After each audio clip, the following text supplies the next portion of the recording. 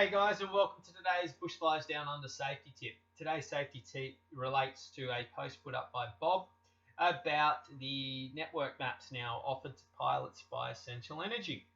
Now, it's actually very convenient Bob's put this up because I've actually been talking with Essential Energy a bit over the last couple of weeks about getting these maps for the River Country muster, and talking to them a bit more today, and requested and got my files today as well. So, look, to start, so what we're going to want to do to start with is, how do I know what I need to request? Well, Essential Energy is very kindly sent to me, and this isn't a file I normally send out, so if anyone wants it, I will happily forward it over to you. You can request it though. If they've sent it to me, I'm sure I'll send it to others, but instead of harassing them, as I said, I'm more than happy to send this to anyone, and I've got their permission to do it. So this is the depot maps.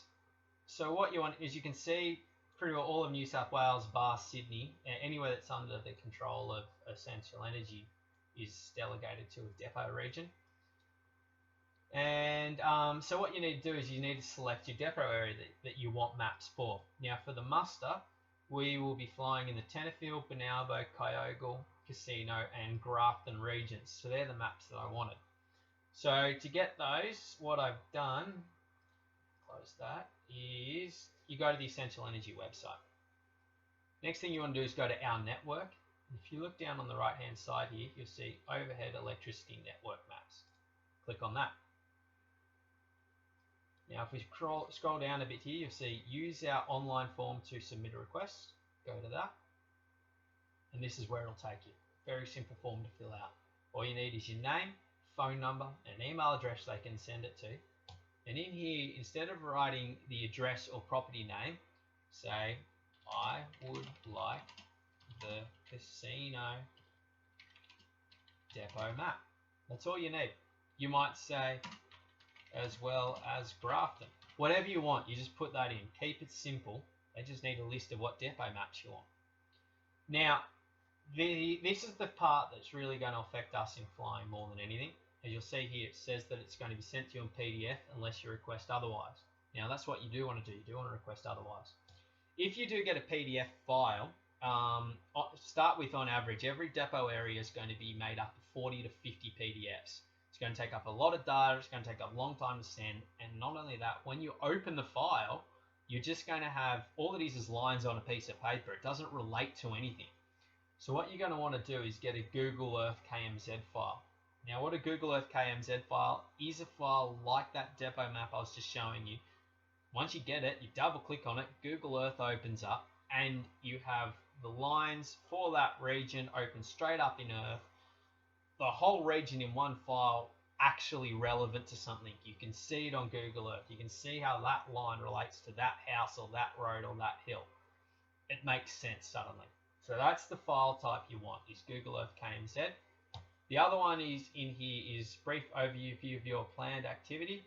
Always make sure you write something along the lines of general aviation flying. Something to tell them that you're flying aeroplanes, because most of these maps go out to tradespersons, contractors, people working on the line. So they're going to want more detail relating to assets like power pole numbers, substations, transformers, all that sort of stuff. So make sure you're telling them it's for flying.